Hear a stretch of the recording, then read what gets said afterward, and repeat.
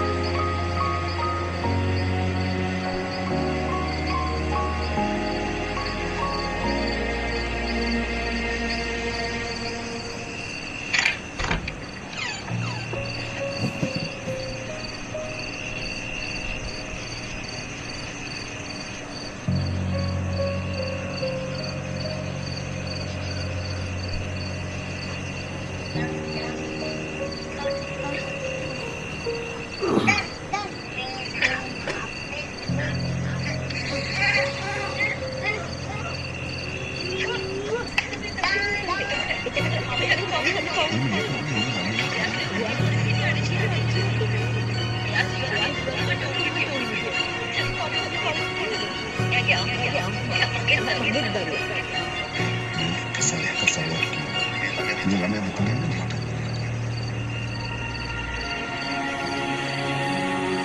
අපි හින්දා එයා නොගෙන ලෝකෙට යන්න වෙන්න ඕන. නැත්තම් වෙලා එයාව හයියෙන් මරලා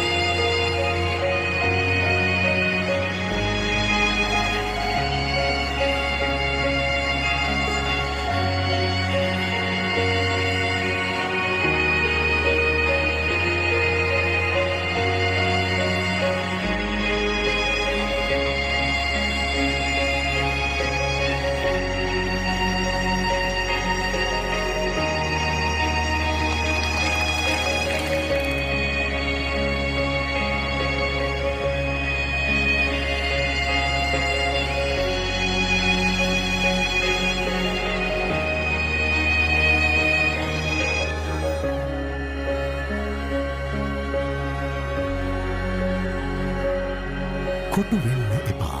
වට වෙන්න. කොටු රාමුවලින් මිදී ஜாතියක් ලෙස වට වෙනු. Him, her and them. இதுதான் நாங்கள் பார்த்த அந்த குறும் திரைப்படம். இலங்கையில் அதிகமாக மழை வீழ்ச்சி பெறும் இடம் அப்படின்னு கேட்டால் எல்லோருக்கும் அதுக்கு விடை தெரியும். அதனுடைய பெயருடைய நிறுவனம் தான் இந்த திரைப்படத்தை தயாரித்திருக்கிறாங்க. சரி, பக்கத்தில் இருக்குது அஃப்னாஸ். அஸ்ஸலாமு அலைக்கும். வணக்கம். வணக்கம். வலைக்கம் சலாம். சரி, ஓகே. குறிப்பாக இந்த படம் வந்து அதிகமாக இப்போது விமர்சனத்துக்குள்ளாயிருக்கு. அதாவது சிங்கள மக்கள் மத்தியில் சர்வதேச ரீதியிலையும் சரி. ஆனால் தமிழ் மக்களுக்கு அதை சரியாக தெரியலை. இது என்ன சொல்ல வராங்க, ஏன் வந்து இந்த தேயிலை நிறுவனத்தை வந்து நிராகரிக்கிறாங்க. இப்போ பார்த்தீங்கன்னா இன்றைக்கு நான் ஒரு போஸ்ட் ஒன்று பார்த்தேன். 400 கிராம் அந்த பக்கெட்டை வந்து 280 ரூபாயில் குறைத்து 600 700 கொடுக்குறாங்கன்னு சொன்னால் அவனோட பிஸ்னஸ் அந்த அளவுக்கு சரிஞ்சிருக்கு இந்த ஒரு திரைப்படத்தால். ஸோ இதில் என்ன இருக்குன்றது தான் நாங்கள் ரிவ்யூ பண்ண போகிறோம். இதில் என்ன விஷயங்கள் வந்து சொல்லப்பட்டதால் தவறாக புரிந்து கொள்ளப்பட்டது அப்படின்றத நான் தமிழில், தம்பி සිංහලத்தில். ரைட், என்ன விஷயம்? සාමාන්‍ය වටවල කාට මේගොල්ලන්ගේ මේ දවස්වල පොඩි කැම්පේන් එකක් කරනවා, ෂෝට් ෆිල්ම් එකක් බේස් කරගෙන people's emotions බේස් කරගෙන මනුෂ්‍යත්වයේ අර ඒවත් එක්ක ඒගොල්ලන්ගේ පොඩි බ්‍රෑන්ඩින් කැම්පේන් එකක් කරනවා. ඒකට මේගොල්ලෝ යොදාගත්ත ක්‍රමවේදයක් තමයි ෂෝට් ෆිල්ම් එකක් කියලා කියන්නේ. මේක දවස් 4ට කලින් මම හිතන්නේ දවස් 5ක් වෙන්න ඉතින් අපි මේ බලන වෙලාවට දවස් 5ක්ගේ ගත වෙලා ඇති මේ වීඩියෝ රිලීස් වෙනකොට. මෙතනදී වෙලා තියෙන්නේ මේ කන්ටෙන්ට් එක බලන කෙනෙක්ට POV එක වෙනස් වෙනවා. ඒ කියන්නේ මම බලපු විදියට මේ සම්පූර්ණ ෂෝට් ෆිල්ම් එකම පෙන්නන්නේ පිරිමි කෙනෙක් ට්‍රාන්ස්ජෙන්ඩර් වෙන කෙනෙක්. ඒ කියන්නේ ඒගොල්ල එයාගේ කොල්ලෙක් ට්‍රාන්ස්ජෙන්ඩර් වෙනවා කියන ඒ කන්සෙප්ට් එක තමයි මේගොල්ලෝ බේස් කරගෙන ඉන්නේ.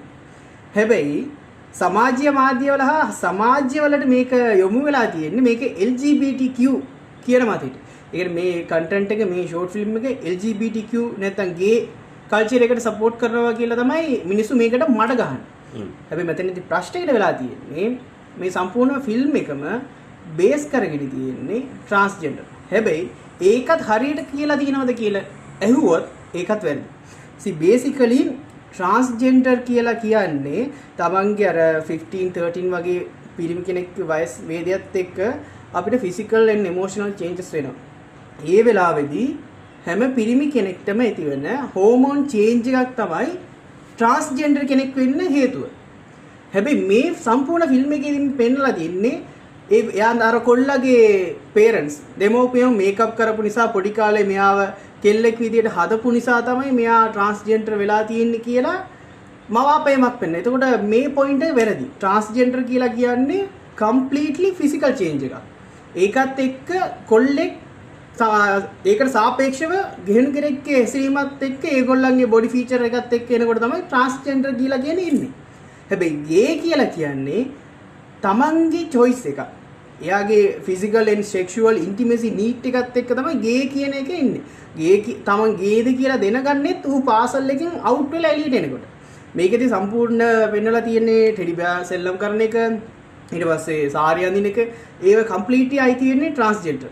මේගොල්ලන්ගේ කන්සෙප්ට් එක ට්‍රාන්ස්ජෙන්ඩර් කියන ඒ ජෙන්ඩර් එක නෝමලයිස් කරන්න ඕනේ. ඒකත් එක්ක ඒගොල්ලන්ගේ ඉමෝෂන්ස් ටික අපි මේ හදාවදා ගන්න ඕනේ කියන එක නම් මේ ඒ කන්සෙප්ට් එක යනවනේ. ඒ කියන්නේ ට්‍රාන්ස්ජෙන්ඩර් කියන මතින් මේගොල්ලෝ මේ ෆිල්ම් එක හදලා තියෙනවා නම් අනිවාර්යෙන් මේක මේ අවුරුද්දෙන් රිලීස් වෙච්ච හොඳම ෆිල්ම් එක. හැබැයි ඒකට මේගොල්ලෝ කියලා තියෙන හේතුව කම්ප්ලීට්ලි wrong. ඒ කියන්නේ කවදාවත් ට්‍රාන්ස්ජෙන්ඩර් කෙනෙක් කිසිම හේතුවක් නිසාවත් සයිකොලොජිකලි එෆෙක්ට් වෙන්නේ නැහැ. ෆිසිකල් ඇන්ඩ් හෝමෝන් චේන්ජ් විතරයි ඒකට බලපාන්නේ. හැබැයි මෙතනදී මේගොල්ලෝ අර තාත්තයි අම්මයි බලනවානේ පොඩි කාලේ වීඩියෝ ස්ටික් ක්ලිප් එක. ඒ ක්ලිප් එකෙන් තමයි මේගොල්ලෝ පෙන්නන කන්ටෙන්ට් එකේ POV එක වෙනස් වෙන්නේ ගේ කියලා. ඒ කියන්නේ හදපු එක්කෙනාගේ POV එකත් වැරදි. බලපු අපේ POV එකත් වැරදි. මේක සම්පූර්ණයෙන් එන්න තිබ්බේ ට්‍රාන්ස්ජෙන්ඩර් කියන ඒ ජෙන්ඩර් එක නෝමලයිස් කරන ඕන විදියට. එහෙම අරගෙන තිබ්බනම් මේක වඩාත් ඉදා හොඳ අනර්ගතම නිපැයුමක් නැත්තම් නිර්මාණයක් කියලා කියන්න පුළුවන්. අන්ෆෝචුනේට්ලි මේක වෙලා තියෙන්නේ අර පොඩි ක්ලිප් එක නිසා සම්පූර්ණ කන්ටෙන්ට් එකම වෙනස් වෙලා තියෙනවා. ඒ කියන්නේ මට මේ ෆිල්ම් එක බලපු විදියට සම්පූර්ණ ෆිල්ම් එකම තියෙන්නේ වෙනස් ආකාරයකට. හරියට පැහැදිලි මදි කේස් එකක්. එක තැනකදී කොල්ලෙක් අර අම්මත් එක්ක වැඩ කරගෙන ඉන්නකොට තාත්තා වණ ගන්නවා. එතකොට කොල්ලා බලන්නේ බයෙන්. ඒ පොයින්ට් ඔෆ් ව්‍යූ බලනකොට මම එක්ස්ට්‍රීම්ලි මම හිතුවේ මේක මොකද චයිල්ඩ් අබියුස් වගේ තාත්තා පුතාව චයිල්ඩ් අබියුස් කරනවද කියන ඒ මෙන්ටැලිටි එක ගියා. පොයින්ට් එක ආයෙත් කන්වර්ට් වුණා වෙන පැත්තකට.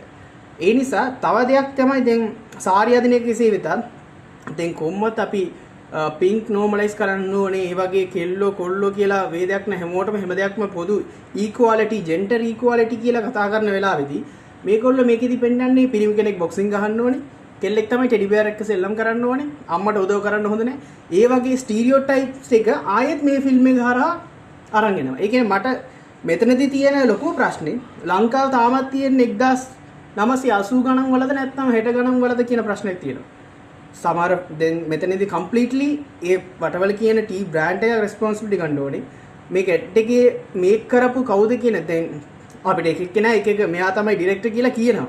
නිශ්චිත සාක්ෂියක් නැතුව මෙයා තමයි මේක ඩිරෙක්ට් කරේ කියලා අපිට කම්ප්ලීට්ලි බ්ලේම් එකක් දෙන්න බෑ. හැබැයි කතාවක් තියෙනවානේ. ඕන දෙයක් කරනකොට ප්ලෑන් කරලා කරන්න ඕනේ. මේකට කිසිම රිසර්ච් එකක් නැතුව ගේ කියන්නේ කවුද? ට්‍රාන්ස්ජෙන්ඩර් කියලා කියන්නේ කවුද? ඒ ගැන කිසිම සම්බන්ධයක් නැතුව, ඒ ගැන කිසිම knowledge එකක් නැතුව without zero knowledge මේගොල්ලෝ ගහලා දෙනවා. සරලව ඕනේ Google එකෙන් who is gay නැත්නම් who is transgender කියලා ටයිප් කරොත් ඒකේ ඒගොල්ලෝ කියනවා අර හෝමෝන් චේන්ජ් එකයි මේ sexual need එක වෙනස් පෙන්වන්න පුළුවන්. ඒ කියන්නේ ඒක completely mislead එකක් වෙලා තියෙන්නේ. නැතුව දැන් ආයෙත් මේ same එකම අර පොඩි ළමයාගේ අර පොඩි කාලේ පින්තූර ක්ලිප්ස් ටික අයින් කරලා ඒ සීන්ස් ටික අයින් කරලා මේක ආයෙත් රිලීස් කරොත් ට්‍රාන්ස්ජෙන්ඩර්ලට ඒගොල්ලන්ගේ ඉමෝෂන්ස් වලට ගරු කරන්න ඕනි කියන ඒ POV එකෙන් මේක ඉතා අනර්ග නිපැවීමක් වෙනවා, නිර්මාණයක් වෙනවා. අන්ෆෝර්චුනේට්ලි කොහොමත් මේගොල්ලෝ කියන්න ආපු දේ හරියට කියලා නැහැ. මෙතන වෙලා තියෙන්නේ හරියටම රිසර්ච් කරන්න නැති එක තමයි මෙතන තියෙන ලොකුම ප්‍රශ්නේ. ඒක වගකීම ඩිරෙක්ටර් වගේම වටවල ටී එකක් ගන්න ඕනේ. சரி. எனவே படம் ஓடுனதே வந்து 4 நிமிடம் 35 செகண்ட்கள். தம்பி 7 நிமிஷம் பேசிட்டாரு. சரி, என்னன்னு சொன்னால் உண்மையாகவே தம்பி சொன்னா உங்களுக்கு புரிந்திருக்கும். உண்மையாகவே அந்த திரைப்படத்தை 2 நாட்களில் அந்த சைடில் இருந்து எடுத்துட்டாங்க. இதுக்கு மிக முக்கியமான காரணம் சமூகத்தில் மிகப்பெரிய ஒரு அதிர்வலையை உருவாக்கிருச்சு. இலங்கையில் இப்போ பார்த்தீங்கன்னா இருந்தால் அந்த எல்ஜிபிடிக்கு சமூகத்தை வந்து வெளியில் கொண்டு வரதுக்கு அவங்களுக்கான அங்கீகாரம் கொடுக்கறதுக்கு அரசாங்கம், இந்த அரசாங்கம் முற்படுதோ அப்படின்ற வகையில் ஒரு தோரணை வந்து உருவாக்குனாங்க. அதற்கு கடந்த வாரம் பார்லிமெண்ட்டில் பிரதமர் ஹரணி அமர்சூரிய தெளிவான விளக்கத்தை சொல்லிட்டாங்க. அப்பெல்லாம் விஷயம் கிடையாது, இது சம்மந்தமாக இனி பேச வேண்டிய அவசியம் கிடையாது என்பதாக. அப்படி இருக்கும் பொழுது இந்த திரைப்படம் வந்து அந்த விடயத்தை ஊக்குவிக்கிறதுக்காகத்தான் இந்த நிறுவனத்தால் இலங்கையில் எடுக்கப்பட்டிருக்கோ அப்படின்ற வகையில் வந்து கண்ணோட்டத்தில் பார்க்கப்பட்டது. இந்த திரைப்படத்தில் எல்லா விஷயமும் அஃப்னா சொன்ன மாதிரி எல்லா விஷயமும் சரி. ஆனால் அந்த கிளைமேக்ஸுக்கு முன்னாடி ஒரு ஷாட் வந்து காட்டுறாங்க. அந்த அம்மா வந்து டிவியில் போய் படம் போட்டு காட்டுறாங்க. அந்த மகனுடைய அந்த சின்ன வயசில் பார்த்தீங்கன்னா அந்த அப்பாவே அந்த பிள்ளைக்கு பொட்டு வச்சு சாரி கட்டி ஒரு பெண் மாதிரி தோரணை செய்து அவரை வந்து விளையாட விடுறாரு. எனவே அந்த நேரத்திலிருந்தே அவருக்கு பெண்ணுக்கான ஆசைகள் வந்து விட்டது. அவர் வந்து ஒரு பெண்ணாகவே வளர்றா அப்படின்னு சொல்லிட்டு பிறந்தது ஆணாக அப்பாவுடைய செயற்பாடால் தான் இப்படி பெண்ணான குணங்களோடு அந்த தம்பி வந்து வளர்றாரு அப்படின்னு படத்தில் காட்டியிருக்காங்க. உண்மையாகவே அந்த படம் வந்து எடுக்கப்பட்ட விதம் தவறு தான். காரணம், ஒரு டிரான்ஸ்ஜெண்டர், அதாவது ஒருவருடைய அந்த ஹோமோன் சேஞ்ச் ஆகிறது வந்து பருவம் அடைந்ததுக்கு பிறகு தான் பெண்களுக்கு மாதிரி ஆண்களுக்கும் பருவம் அடையக்கூடிய காலத்தில் தான் இப்படியான அந்த எமோஷனல்ஸ் வந்து மாறும், அந்த உணர்வுகள் மாறும். ஆனால் இவங்க சின்ன வயசுலேயே கிட்டத்தட்ட அந்த தம்பிக்கு ஒரு 2-3 வயது தான் இருக்கும்னு நினைக்கிறேன். அந்த மேக்கப்லாம் போடும்பொழுது அப்போவே மாறிவிட்டதாக இந்த படத்தில் காட்டியிருக்காங்க. எனவே தவறான ஒரு விஷயத்தை வந்து சரியான விஷயத்தை தவறான விதத்தில் காட்டியிருக்காங்க. அதனால தான் அதிகமாக இலங்கையில் விமர்சனத்துக்கு உள்ளானது நிமித்தம் இந்த ஷார்ட் ஃபிலிம் வந்து அவனோட சைட்லேருந்து தூக்கப்பட்டு மன்னிப்பும் பகிரங்கமாக கோரப்பட்டு இப்போது வட்டவள டீயினுடைய அந்த விலையெல்லாம் குறைக்கப்பட்டு இப்போ எப்படியாவது திரும்ப பிஸ்னஸை கொண்டு வரணும்னு யோசிக்கிறாங்க. ஆனால் சமூக வலைத்தளவாதிகள் அதை விடுறதாக இல்லை, வச்சு செஞ்சுக்கிட்டு இருக்காங்கன்னு தான் சொல்லலாம். அது மட்டும் பார்த்தீங்கன்னா அந்த திரைப்படத்தில் மிக முக்கியமாக எனக்கு பிடிச்ச 2 விஷயங்கள் அப்படின்னா வந்து அந்த அம்மாவை நடித்த அவங்களுடைய நடிப்பு அபாரம், அந்த தம்பி சின்னவர் அவருடைய நடிப்பு இனி இல்லைன்றவங்க எக்ஸ்ட்ரீம் லெவலாக இருக்குது. உண்மையாக இவங்க அந்த சின்ன தம்பி மிகப்பெரிய ஒரு நடிகராக இலங்கையிலுடைய திரைத்துறையில் வருவார் அப்படின்றத இந்த மாற்றுக்கிறதும் கிடையாது. எனவே இதுதான் இந்த வட்டவள டீ குறித்தான ஒரு சிறிய ரீகேப் உங்களுக்கு நாங்கள் வழங்கியிருக்கிறோம். இன்னும் ஒரு காலங்களில் இப்படியான சந்தர்ப்பம் கிடைச்சா தம்பியோடு சேர்ந்து செய்கிறதுக்கு தயார். காணொலி. நன்றி.